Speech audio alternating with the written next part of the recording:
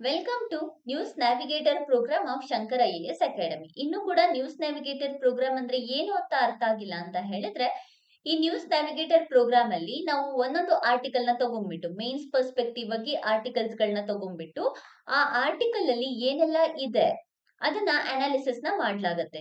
ಯಾವ್ದು ಮೇನ್ಸ್ ಗೆ ಇಂಪಾರ್ಟೆಂಟ್ ಆಗತ್ತೆ ಅಂದ್ರೆ ಕೇಳುವಂತಹ ಚಾನ್ಸಸ್ ಇರುತ್ತೆ ಐ ಇಲ್ಡಿಂಗ್ ಏರಿಯಾಸ್ ಅಲ್ಲಿ, ಅದನ್ನ ತಗೊಂಡ್ಬಿಟ್ಟು ಮೇನ್ಸ್ ಅಲ್ಲಿ ಇಂಟ್ರೊಡಕ್ಷನ್ ಅಲ್ಲಿ ಬಾಡಿ ಪಾರ್ಟ್ ಮತ್ತೆ ಕನ್ಕ್ಲೂಷನ್ ನ ಯಾವ ರೀತಿ ಮಾಡ್ಬೋದು, ವೇ ಫಾರ್ವರ್ಡ್ ಯಾವ ತರ ಬರೀಬಹುದು ಅಂಡ್ ಇದರಿಂದ ಬ್ಯಾಕ್ ಗ್ರೌಂಡ್ ಏನು, ಈ ಒಂದು ಆರ್ಟಿಕಲ್ ನ ಬ್ಯಾಕ್ ಗ್ರೌಂಡ್ ಏನು, ಯಾತಕ್ಕೋಸ್ಕರ ಈ ಆರ್ಟಿಕಲ್ ಅನ್ನ ತಗೊಂಡ್ ಬಂದಿದ್ದಾರೆ ಅಂಡ್ ಆಲ್ಸೋ ಇದನ್ನ ಯಾವ ರೀತಿ ಅಪ್ರೋಚ್ ಮಾಡ್ಬೋದು, ಪ್ರೋಸ್ ಏನು, ಕಾನ್ಸ್ ಏನು, ಚಾಲೆಂಜಸ್ ಏನು, ಇದನ್ನ ಡೀಟೇಲ್ ಆಗಿ ಅನಾಲಿಸಿಸ್ ನ ಮಾಡ್ಲಾಗಿದೆ. ಇನ್ನು ಕೂಡ ನೀವು ಫಾಲೋ ಅಪ್ ಮಾಡ್ತಾ ಇಲ್ಲ ಅಂತ ಹೇಳಿದ್ರೆ ಫಾಲೋ ಅಪ್ ಮಾಡ್ಲಿಕ್ಕೆ ಸ್ಟಾರ್ಟ್ ಮಾಡಿ ನ್ಯೂಸ್ ನ್ಯಾವಿಗೇಟರ್ ಪ್ರೋಗ್ರಾಮ್ ಅನ್ನ. ಬಿಕಾಸ್ ಎಕ್ಸಾಮ್ ಅಲ್ಲಿ ಐ ಇಲ್ಡಿಂಗ್ ಏರಿಯಾಸ್ ನ ಕವರ್ ಮಾಡ್ತಿರೋದ್ರಿಂದ ಮೇನ್ಸ್ ಗೆ ಪಾಯಿಂಟ್ಸ್ ಗಳನ್ನ ಗ್ಯಾದರ್ ಮಾಡೋದಕ್ಕೆ ಈಸಿ ಆಗತ್ತೆ. ಇವತ್ತಿನ ಆರ್ಟಿಕಲ್ ನಲ್ಲಿ ನಾವು ಕಸ್ಟೋಡಿಯಲ್ ಡೆತ್ಸ್ ಅಥವಾ ಕಸ್ಟೋಡಿಯಲ್ ಟಾರ್ಚರ್ ಬಗ್ಗೆ ನೋಡ್ಕೊಳ್ಳೋಣ. ಸೊ ಯಾತಕ್ಕೋಸ್ಕರ ಕಸ್ಟೋಡಿಯಲ್ ಟಾರ್ಚರ್ ಅಥವಾ ಕಸ್ಟೋಡಿಯಲ್ ಡೆತ್ ನ್ಯೂಸ್ ಅಲ್ಲಿದೆ? ಸುಪ್ರೀಂ ಕೋರ್ಟ್ ಕಸ್ಟೋಡಿಯಲ್ ಟಾರ್ಚರ್ ಬಗ್ಗೆ ಯೂನಿಯನ್ ಗವರ್ಮೆಂಟ್ ನ ಕ್ರಿಟಿಸೈಸ್ ಮಾಡಿದೆ.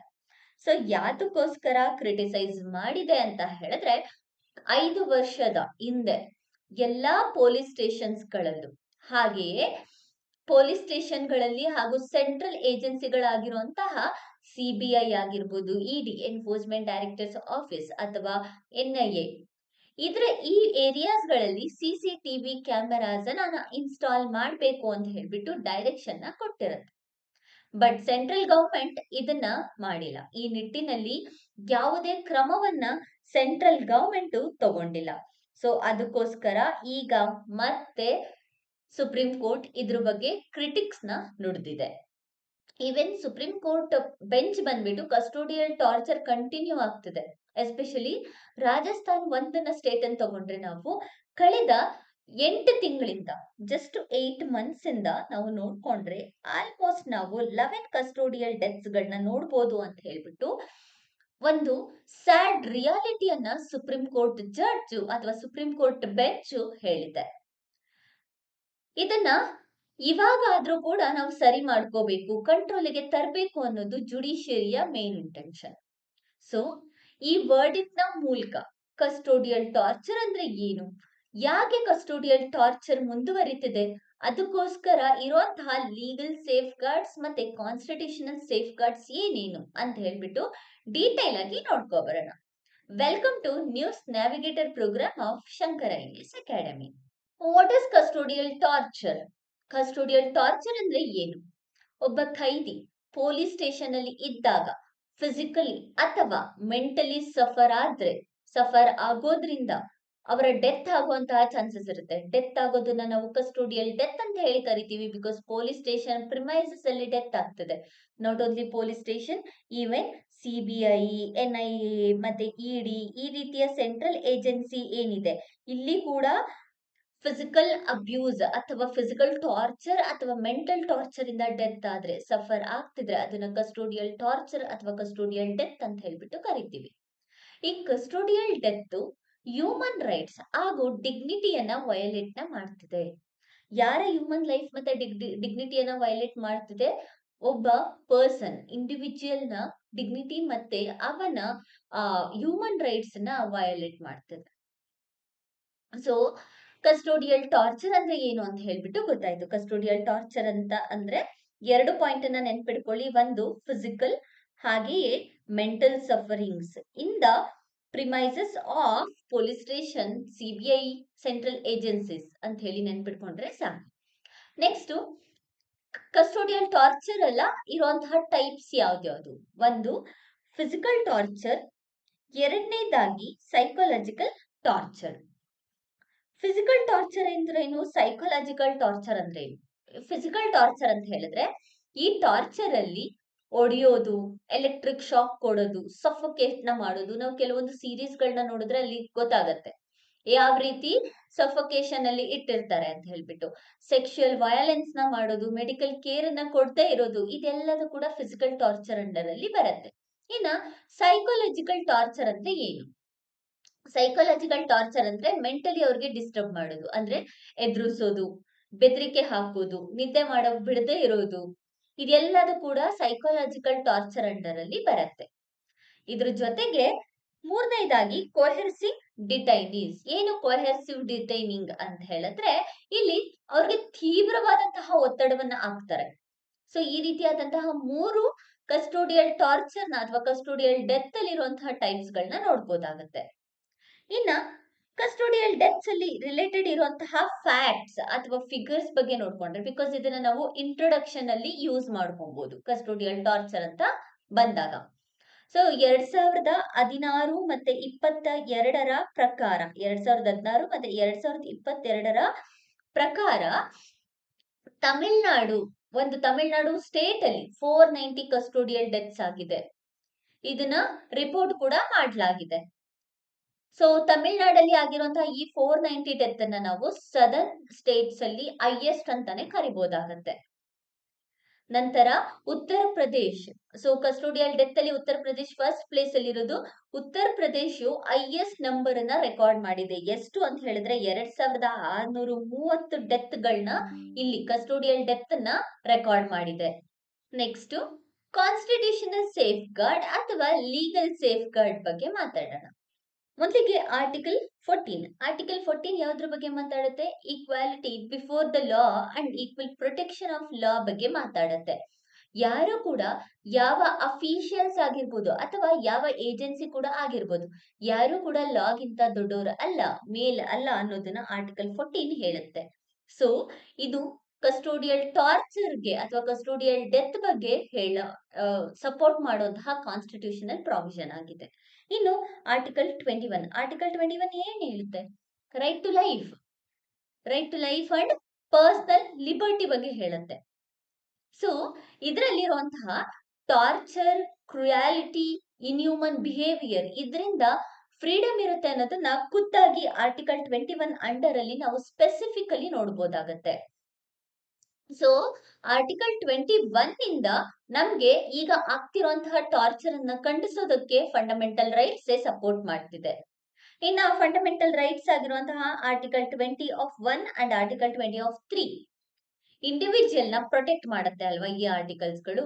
ಎಕ್ಸ್ಟ್ರಾ ಪನಿಷ್ಮೆಂಟ್ ಇಂದ ಪ್ರತಿಯೊಬ್ಬ ಇಂಡಿವಿಜುವಲ್ ನ ಕೂಡ ಈ 2 ಆರ್ಟಿಕಲ್ ಪ್ರೊಟೆಕ್ಟ್ ಮಾಡುತ್ತೆ. ನೆಕ್ಸ್ಟ್ ಲೀಗಲ್ ಫ್ರೇಮ್ ವರ್ಕ್ ನ ನೋಡ್ಕೊಂಡ್ರೆ, ಡಿ.ಕೆ. ಬಸು ಗೈಡ್ ಲೈನ್ಸ್ ನಮಗ್ ಗೊತ್ತಿದೆ. But D K. Basu guidelines ನ ನಾವ್ ಇಲ್ಲಿ ಸ್ಪೆಸಿಫಿಕಲಿ ಕಸ್ಟೋಡಿಯಲ್ ಟಾರ್ಚರ್ ಅಲ್ಲಿ ಯಾವ ರೀತಿ ಲಿಂಕ್ ಮಾಡಬಹುದು ಅಂತ ಹೇಳಿದ್ರೆ, 1997ರಲ್ಲಿ ತಂದಂತಹ ಈ ಡಿ.ಕೆ. ಬಸು ಗೈಡ್ ಲೈನ್ ಏನಿದೆ, ಇದ್ರ ಪ್ರಕಾರ ಅರೆಸ್ಟ್ ನ ಮಾಡ್ಬೇಕಾದ್ರೆ ಅವ್ರ ಹತ್ರ ಅರೆಸ್ಟ್ ವಾರೆಂಟ್ ಕಂಪಲ್ಸರಿ ಇರಬೇಕು. ಹಾಗೆಯೇ ಪೊಲೀಸ್ ಆಫೀಸರ್ ಐಡೆಂಟಿಫಿಕೇಶನ್ ನ ಕೊಡ್ಬೇಕು, medical exam compulsory, arrest memo ತರಲೇಬೇಕು. ಈ ರೀತಿಯಾದಂತಹ ಕಂಪಲ್ಸರಿಯನ್ನ ನಾವು ಡಿ.ಕೆ. ಬಸು ಗೈಡ್ ಲೈನ್ಸ್ ಅಲ್ಲಿ ನೋಡಬಹುದು. ಸೊ ಇದನ್ನು ಕೂಡ ಡಿ.ಕೆ. ಬಸು ಗೈಡ್ ಲೈನ್ ನ ಲೀಗಲ್ ಸಪೋರ್ಟ್ ಆಗಿ ಕಸ್ಟೋಡಿಯಲ್ ಟಾರ್ಚರ್ ಅಲ್ಲಿ ನಾವು ನೋಡಬಹುದಾಗತ್ತೆ. ಅದರ್ ಲೀಗಲ್ ಪ್ರಾವಿಷನ್ಸ್ ಗಳನ್ನ ನಾವು ನೋಡ್ಕೊಂಡ್ರೆ, ಭಾರತೀಯ ನ್ಯಾಯ ಸಂಹಿತದ ಸೆಕ್ಷನ್ 120ರ ಪ್ರಕಾರ ಹಿಂಸೆ ಅಥವಾ ಬಲವಂತದ ಮೂಲಕ ತಪ್ಪೊಪ್ಪೋದು, ಅಂದ್ರೆ ಅವ್ರಿಗೆ ಟಾರ್ಚರ್ ಕೊಡೋ ಮೂಲಕ ಇಂಟೆನ್ಷನಲಿ ಇನ್ಫಾರ್ಮೇಶನ್ ಅವರಿಂದ ಹೊರ ತೆಗೆಯೋದು, ಇದನ್ನ ಶಿಕ್ಷೆ ಅಂತ ಹೇಳಿ ವಿಧಿಸಲಾಗುತ್ತೆ. ಅಂದ್ರೆ ಇದು ಶಿಕ್ಷಾರ್ಹ ಅಪರಾಧ ಅಂತ ಹೇಳ್ಬಿಟ್ಟು ಭಾರತೀಯ ನ್ಯಾಯ ಸಂಹಿತ ಅಂಡರ್ ಅಲ್ಲಿ ಸೆಕ್ಷನ್ 120 ಅಲ್ಲಿ ಹೇಳಲಾಗಿದೆ. ನಂತರ ಎರಡನೇದಾಗಿ ಭಾರತೀಯ ನಾಗರಿಕ ಸುರಕ್ಷಾ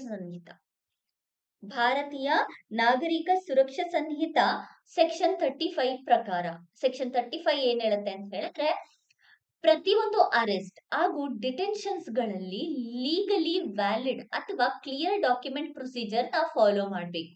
ಯಾರು ಫಾಲೋ ಮಾಡೋದಿಲ್ಲ, ಯಾರು ಈ ರೀತಿಯಾದಂತಹ ಕ್ಲಿಯರ್ ಡಾಕ್ಯುಮೆಂಟ್ ನ ಅಥವಾ ಲೀಗಲ್ ಪ್ರೊಸೀಜರ್ ನ ಫಾಲೋ ಮಾಡಲ್ಲ, ಅವ್ರಿಗೂ ಕೂಡ ಶಿಕ್ಷಾರ್ಹವಾದ ಅಪರಾಧ ಅದು ಅಂತ ಹೇಳಲಾಗಿದೆ. ಭಾರತೀಯ ಸಾಕ್ಷ್ಯ ಅಧಿನಿಯಮ. ಸೊ ಇದರಲ್ಲಿ ಸೆಕ್ಷನ್ 22ರ ಪ್ರಕಾರ ಬಲವಂತವಾಗಿ ಬೆದರಿಕೆ ಹಾಕಿ ಪ್ರಾಮಿಸಸ್ ನ ಮಾಡಿಸ್ಕೊಂಡು ತಪ್ಪು ಒಪ್ಸಿದ್ರೆ ಅಥವಾ ಕನ್ಫ್ಯೂಷನ್ ನ ಮಾಡಿಸಿದ್ರೆ ಅದನ್ನ ಲೀಗಲಿ ಆಕ್ಸೆಪ್ಟ್ ಮಾಡಲ್ಲ ಅಂತ ಹೇಳ್ಬಿಟ್ಟು ಈ ಒಂದು ಸೆಕ್ಷನ್ 22ರಲ್ಲಿ ಹೇಳಲಾಗಿದೆ. ಆದ್ರೂ ಕೂಡ ಇಷ್ಟೆಲ್ಲ ಟಾರ್ಚರ್, ನಮ್ಮಲ್ಲಿ ಇಷ್ಟೆಲ್ಲ ಲಾಸ್ ಇದೆ, ಕರೆಕ್ಟ್ ಅಲ್ವಾ? ಆದ್ರೂ ಕೂಡ ಕಸ್ಟೋಡಿಯಲ್ ಡೆತ್ ಜಾಸ್ತಿ ಆಗ್ತದೆ. ಸೊ ರೀಸನ್ ಏನು? ಯಾಕೆ ಈ ರೀತಿಯಾದಂತಹ ಕಸ್ಟೋಡಿಯಲ್ ಡೆತ್ ಇನ್ಕ್ರೀಸ್ ಆಗ್ತಾ ಇದೆ ಭಾರತದಲ್ಲಿ ಅಂತ ಹೇಳಿ ನೋಡೋಣ. ಮೊದಲಿಗೆ ಸ್ಪೆಸಿಫಿಕ್ ಆಂಟಿ ಟಾರ್ಚರ್ ಲಾ ಇಲ್ಲದೆ ಇರೋದು. ಹೌದು, ಸ್ಪೆಸಿಫಿಕ್ ಆಗಿ ಬೇಕಾಗಿರುವಂತಹ law which is related to custodial torture. ಈಗ ನಾವೇನ್ ಕಾನ್ಸ್ಟಿಟ್ಯೂಷನಲ್ ಸ್ಟೇಟಸ್ ಅಂತ ಹೇಳಿ ನೋಡ್ಕೊಂಡ್ವಿ, ಲೀಗಲ್ ಸಪೋರ್ಟ್ ಅಂತ ಹೇಳಿ ನೋಡ್ಕೊಂಡ್ವಿ, ಅಥವಾ ಕಾನ್ಸ್ಟಿಟ್ಯೂಷನಲ್ ಸೇಫ್ ಗಾರ್ಡ್ಸ್ ಅಂತ ನೋಡ್ಕೊಂಡ್ವಿ, ಈ ಏನು 3 ಕೋಡ್ಸ್ಗಳು, ಹೊಸ ಕೋಡ್ಸ್ಗಳನ್ನ ನೋಡ್ಕೊಂಡ್ವಿ. ಇದ್ಯಾವ್ದ್ರಲ್ಲೂ ಕೂಡ ಕಸ್ಟೋಡಿಯಲ್ ಟಾರ್ಚರ್ ಬಗ್ಗೆ ಸ್ಪೆಸಿಫಿಕ್ ಆಗಿ ಇಲ್ಲ. ಸೊ ಸ್ಪೆಸಿಫಿಕ್ ಆಗಿ ಕಸ್ಟೋಡಿಯಲ್ ಟಾರ್ಚರ್ ಅನ್ನ ಕಂಟ್ರೋಲ್ ಮಾಡೋದಕ್ಕೋಸ್ಕರ ನಾವು ಒಂದು ಆಂಟಿ ಟಾರ್ಚರ್ ರಿಲೇಟೆಡ್ ಲಾ ಅನ್ನ ತರಬೇಕು ಅನ್ನೋದು ಇಲ್ಲದೆ ಇರೋದ್ರಿಂದ ಈ ಕಸ್ಟೋಡಿಯಲ್ ಟಾರ್ಚರ್ ಜಾಸ್ತಿ ಆಗ್ತಾ ಇದೆ ಅಂತ ಹೇಳ್ಬೋದಾಗತ್ತೆ. And Bharat UN convention against torture ಅನ್ನೋದಕ್ಕೆ ಸೈನ್ ಮಾಡಿದೆ, ಬಟ್ ರಾಟಿಫೈನ ಮಾಡಿಲ್ಲ ಇನ್ನು ಕೂಡ ಭಾರತ. ಈ UNCAT 1997ಗೆ ಸೈನ್ ಮಾಡಿದ್ರು ಕೂಡ ಅಂಡ್ ಕಸ್ಟೋಡಿಯಲ್ ಡೆತ್ ಅನ್ನ ಕ್ರಿಮಿನಲೈಸೇಷನ್ ಅಂತ ಹೇಳ್ಬಿಟ್ಟು ನಾವು ಮಾಡಿಲ್ಲ. Major problem. ಎರಡನೇದಾಗಿ ಪೊಲೀಸ್ಗಳು ಒಬ್ರಿಗೊಬ್ರು ಸಪೋರ್ಟ್ ಮಾಡ್ತಾರೆ, ಪ್ರೊಟೆಕ್ಟ್ ಮಾಡ್ಕೋತಾರೆ. ರಿಯಾಲಿಟಿ ಏನು ಅನ್ನೋದನ್ನ ಯಾರು ಕೂಡ ತಿಳಿಸ್ಕೊಡ್ತಾ ಇಲ್ಲ. ಕಲ್ಚರಲ್ ಇಂಪ್ಯೂನಿಟಿ ಅಂತ ಹೇಳಿ ಕರಿಬಹುದು ಇದನ್ನ. ಇಂಟರಾಗೇಷನ್, ಸ್ಪೆಷಲ್ ಆಗಿ ಇಂಟರಾಗೇಷನ್ ಮಾಡುವಾಗ ಏನಾದ್ರೂ ಪ್ರಾಬ್ಲಮ್ ಆದ್ರೆ ಅಲ್ಲಿ ಏನ್ ನಡೀತಿದೆ, ಫೋರ್ಸ್ಫುಲಿ ನಡೀತಿದ್ಯಾ ಏನು ಅನ್ನೋದನ್ನ ಅವ್ರುಗಳೇ ಬಿಟ್ಕೊಡ್ತಾ ಇಲ್ಲ. Next systematic failure, systematic and institutional failure ಅಂತಾನೆ ಕರಿಬಹುದು. Police forces over working hours ಇರ್ತಾರೆ, ಸೊ ಅವ್ರಿಗೆ ಪೇಷನ್ಸ್ ಎಲ್ಲ. ಹಾಗೆಯೇ ನಾನ್ ಕೊಹೆರೆಸಿವ್ ಟೆಕ್ನಿಕ್ಗಳು ಯೂಸ್ ಮಾಡ್ತಾ ಇಲ್ಲ, ಟ್ರೈನಿಂಗ್ ಇನ್ಅಡೆಕ್ವೇಟ್ ಆಗಿ ಆಗ್ತದೆ. ಜೈಲ್ಗಳಲ್ಲಿ ಪ್ರಾಪರ್ ಇನ್ಫ್ರಾಸ್ಟ್ರಕ್ಚರ್ ಸಿಗ್ತಾ ಇಲ್ಲ, ಹಾಗೂ ಇನ್ಸಫಿಷಿಯಂಟ್ ಓವರ್ಸೈಟ್ ಮೆಕ್ಯಾನಿಸಮ್ಸ್ಗಳು ಇಲ್ಲ. ಹಾಗಾಗಿ ಇಲ್ಲಿ ಸಿಸ್ಟಮ್ಯಾಟಿಕ್ ಫೇಲ್ಯೂರ್ ಆಗ್ತಿರೋದ್ರಿಂದ ಕಸ್ಟೋಡಿಯಲ್ ಡೆತ್ಸ್ ಜಾಸ್ತಿ ಆಗ್ತಾ ಇದೆ. ವಿಕ್ಟಿಮ್ಸ್ ಗಳಿಗೆ ವೀಕ್ ಲೀಗಲ್ ಪ್ರೊಟೆಕ್ಷನ್ ಇದೆ, ಅಬ್ಯೂಸಿಂಗ್ಗೋಸ್ಕರ ಯಾವುದೇ ರೀತಿ ಪ್ರೊಟೆಕ್ಷನ್ಸ್ ಇಲ್ಲ. ಸೊ ಹಾಗಾಗಿ ಈ 4 ಪ್ರಾಬ್ಲಮ್ಸ್ ಗಳಿಂದ ಭಾರತದಲ್ಲಿ ಇನ್ನು ಕೂಡ ಕಸ್ಟೋಡಿಯಲ್ ಡೆತ್ಸ್ ಇನ್ಕ್ರೀಸ್ ಆಗ್ತಾನೆ ಇದೆ, ಅದನ್ನ ಕಂಟ್ರೋಲ್ ಮಾಡ್ಲಿಕ್ಕೆ ಆಗ್ತಾ ಇಲ್ಲ. ಈಗ ಸುಪ್ರೀಂ ಕೋರ್ಟ್ ಏನ್ ಹೇಳಿದೆ ಅನ್ನೋದ್ರ ಬಗ್ಗೆ ನಾವು ನೋಡ್ಕೊಳ್ಳೋಣ. ಸುಪ್ರೀಂ ಕೋರ್ಟ್ ಹೇಳ್ತಿದೆ, ಈಗ ಬರೀ 11 ಸ್ಟೇಟ್ಸ್ ಅಥವಾ ಯೂನಿಯನ್ ಟೆರಿಟರೀಸ್ ಅಲ್ಲಿ 11 ಸ್ಟೇಟ್ಸ್ ಮತ್ತೆ ಯೂನಿಯನ್ ಟೆರಿಟರೀಸ್ ಗಳು ಕಸ್ಟೋಡಿಯಲ್ ಡೆತ್ ಬಗ್ಗೆ ಏನ್ ಇನ್ಕ್ರೀಸ್ ಆಗ್ತಿದೆ ಅದಕ್ಕೆ CCTV ಕ್ಯಾಮೆರಾವನ್ನ ಇನ್ಸ್ಟಾಲ್ ಮಾಡಬೇಕು ಅಂತ ಹೇಳ್ಬಿಟ್ಟು ಕಂಪ್ಲೇಂಟ್ ಅನ್ನ ಮಾಡಿದ್ದಾರೆ. ಬಟ್ ಈ 11 ಸ್ಟೇಟ್ಸ್ ಅಥವಾ ಯೂನಿಯನ್ ಟೆರಿಟರಿಗಳನ್ನ ಬಿಟ್ಟು ಬೇರೆಯವರು ಅಷ್ಟು ಸ್ಪೆಸಿಫಿಕ್ ಆಗಿ ಇದ್ರ ಬಗ್ಗೆ ಮಾತಾಡ್ತಾ ಇಲ್ಲ. ಈಗ ಹೇಳ್ತಿರೋ ಪ್ರಕಾರ CCTV ಕ್ಯಾಮೆರಾವನ್ನ ಇನ್ಸ್ಟಾಲ್ ಮಾಡ್ಬೇಕು ಅಂತ ಮೊದಲ ಬಾರಿ ಏನ್ ಹೇಳ್ತಾ ಇಲ್ಲ. ಇದಕ್ಕಿಂತ ಮುಂಚೆ ನಾರಿಮನ್ ಜಡ್ಜ್ಮೆಂಟ್ ಅಂತ ಹೇಳ್ಬಿಟ್ಟು 2020ರಲ್ಲಿ ಹೇಳ್ತಾರೆ. ಈ ನಾರಿಮನ್ ಜಡ್ಜ್ಮೆಂಟ್ ಅಲ್ಲೂ ಕೂಡ supreme court CCTV installation mandatory ಆಗಿ ಮಾಡಿತ್ತು, ಆದ್ರೆ ಈ ಆರ್ಡರ್ ನ ಯಾರು ಕೂಡ ಪಾಸ್ ಮಾಡಲಿಲ್ಲ. ಸೊ ಎಕ್ಸಾಮ್ ಅಲ್ಲಿ ಸುಪ್ರೀಂ ಕೋರ್ಟ್ ಅಂದ್ರೆ ಜುಡಿಷಿಯಲ್ ಲೆವೆಲ್ ಅಲ್ಲಿ ಯಾವ ರೀತಿಯ ಸ್ಟೆಪ್ಸ್ ಗಳನ್ನ ತಗೊಬಂದಿದ್ದಾರೆ ಅಂತ ಹೇಳಿದಾಗ ನೀವು ನಾರಿಮನ್ ಜಡ್ಜ್ಮೆಂಟ್ ಅಂಡ್ ಈಗ ತಂದಿರುವಂತಹ ವರ್ಡಿಕ್ಟ್ ಎರಡನ್ನು ಕೂಡ ಬರೀಬಹುದು. ಇಲ್ಲಿ ಒಂದು ಮೇನ್ಸ್ ಕ್ವಶನ್ ನೋಡ್ಕೊಳ್ಳೋಣ. Despite constitutional safeguards and judicial mandates, constitutional safeguards ಮತ್ತೆ ಜುಡಿಷಿಯಲ್ ಮ್ಯಾಂಡೇಟ್ಸ್ ಇದ್ರೂ ಕೂಡ custodial torture remain a pervasive issue in Indian policing system. Exactly. So question ನೋಡೋಣ. Analyze the systematic reason behind the persistence of custodial violence. Do you think the mandatory installation of CCTV as directed by Supreme Court is sufficient deterrent? So ಇದನ್ನ 250 words ಅಲ್ಲಿ ಬರೀರಿ, practice ಮಾಡ್ಕೊಳ್ಳಿ, because ಎಲ್ಲಾ details already ನಾನು explain ಮಾಡಿದ್ದೀನಿ. ಇನ್ನು MCQ ಅನ್ನ ನೋಡ್ಕೊಂಡ್ರೆ consider the following statement and mains ಅಲ್ಲಿ ನೋಡಿದ್ರೆ ಇಂಟ್ರೊಡಕ್ಷನ್ ಅಲ್ಲಿ ನೀವು ಆ ರಿಪೋರ್ಟ್ ಇದೆಯಲ್ಲ, ರಾಜಸ್ಥಾನ್ ಡೆತ್ ಆಗಿರೋದು ಅಥವಾ 2019 ಇಂದ 2022 ಟೈಮ್ ಅಲ್ಲಿ ಯಾವ ರೀತಿ ಇನ್ಕ್ರೀಸ್ ಆಗಿದೆ ಕಸ್ಟೋಡಿಯಲ್ ಡೆತ್, ಆ ರಿಪೋರ್ಟ್ ಅನ್ನ ಯೂಸ್ ಮಾಡಿ ಕಸ್ಟೋಡಿಯಲ್ ಡೆತ್ ಅಂದ್ರೆ ಏನು ಅಂತ ಡಿಫೈನ್ ಮಾಡ್ಬಿಟ್ಟು ಇಂಟ್ರೊಡಕ್ಷನ್ ಅಲ್ಲಿ ಬರೀಬಹುದು. ಬಾಡಿಯಲ್ಲಿ ಅನಲೈಸ್ ಅಂತ ಕೇಳಿರೋದ್ರಿಂದ ಕಾನ್ಸ್ಟಿಟ್ಯೂಷನಲ್ ಪ್ರಾವಿಷನ್ಸ್ ಏನಿದೆ, ಲೀಗಲ್ ಪ್ರಾವಿಷನ್ಸ್ ಏನಿದೆ, ಹಾಗೆಯೇ ಯಾಕೆ ಇನ್ಕ್ರೀಸ್ ಆಗ್ತಿದೆ, ಚಾಲೆಂಜಸ್ ಏನೇನು, ಯಾವ ರೀತಿ ರೆಡ್ಯೂಸ್ ಮಾಡ್ಬೋದು ಅನ್ನೋದನ್ನ ಬಾಡಿ ಪಾರ್ಟ್ ಅಲ್ಲಿ ಬರೀಬಹುದು. ಕನ್ಕ್ಲೂಷನ್ ಪಾರ್ಟ್ ಅಲ್ಲಿ CCTV ಕ್ಯಾಮೆರಾ ಇನ್ಸ್ಟಾಲೇಷನ್ ಮಾಡೋದ್ರಿಂದ ಮತ್ತೆ ಕಸ್ಟೋಡಿಯಲ್ ಡೆತ್ಗಳನ್ನ ನಾವು ಪ್ರತಿಯೊಂದು ಕಡೆ ಡಿಜಿಟಲ್ ಯೂಸ್ ಮಾಡ್ಬಿಟ್ಟು ಕಸ್ಟೋಡಿಯಲ್ ಡೆತ್ ನ ಕಂಟ್ರೋಲ್ ಮಾಡ್ಬೋದು. ಹಾಗೆಯೇ ಕಸ್ಟೋಡಿಯಲ್ ಡೆತ್ ರಿಲೇಟೆಡ್ ಲಾಸ್ಗಳನ್ನ ಇನ್ನೂ ಕೂಡ ರಿಜಿಡ್ ಮಾಡ್ಬೇಕು, ಕ್ರಿಮಿನಲೈಸೇಷನ್ ಅನ್ನೋದನ್ನ ತರಬೇಕು ಅನ್ನೋದನ್ನ ಕನ್ಕ್ಲೂಷನ್ ಅಲ್ಲಿ ಬರಿಬಹುದಾಗತ್ತೆ. ಸೊ ಇಲ್ಲಿ ಪ್ರಿಲಿಮ್ಸ್ ಅನ್ನ ನೋಡ್ಕೊಂಡ್ರೆ, consider the following statement regarding custodial torture in India. India has ratified the UN convention against torture ಅಂತ ಇದೆ. ನಾನು ಹೇಳ್ದೆ ಇಂಡಿಯಾ ಅದಕ್ಕೆ ರಾಟಿಫೈನ ಮಾಡಿಲ್ಲ. ಎರಡನೇದಾಗಿ DK Basu guideline specifically deal with the procedures of arrest and detention. ಹೌದು, DK ಬಸು ಗೈಡ್ಲೈನ್ಸ್ ನ ತಗೊಂಡ್ಬಂದಿರೋದೇ ಅದಕ್ಕೋಸ್ಕರ. DK ಬಸು ಗೈಡ್ಲೈನ್ಸ್ ನ ಸಪರೇಟ್ ಆಗಿ ಓದ್ಕೊಳ್ಳಿ, ಎಕ್ಸಾಮ್ ಅಲ್ಲಿ ಅದನ್ನೇ ಸಪರೇಟ್ ಆಗಿ ಕೇಳುವಂತಹ ಚಾನ್ಸಸ್ ಇರುತ್ತೆ. ಸೊ ಆನ್ಸರ್ ಬಂದ್ಬಿಟ್ಟು 2 only, that is B. B is the correct answer.